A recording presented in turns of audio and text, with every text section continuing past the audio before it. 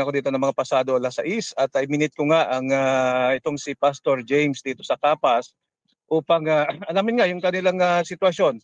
Ngayon, kung nakikita mo, kami nasa tabing kalsada ngayon kasi dito na kami inabutan ng oras natin.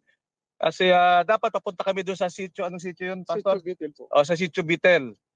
Kanya lang Yun sitio yung na mismong pupunta. yun yung mismong trick. Yeah, hindi pa.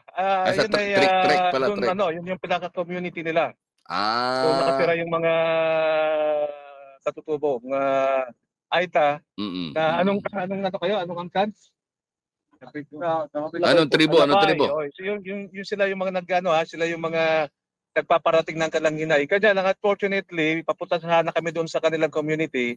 Hindi kami pinayagan dito sa checkpoint ng Philippine Air Force dahil yung kanilang community ay sako pala ng reserve area ng Philippine Air Force. Bakit hindi kayo pinayagan? Ay hindi naman doon sa Air Force ang punta ninyo. May coordination pang gagawin.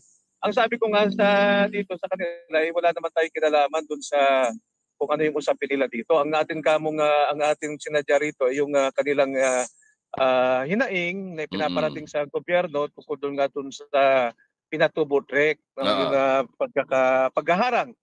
At nagresulta nga ito nung pagkaka-aresto nung 5 sa kanilang mga kapatid, di ba? Ang problema pala ngayon na partner, itong pinatubo trek ay nakasarado rin.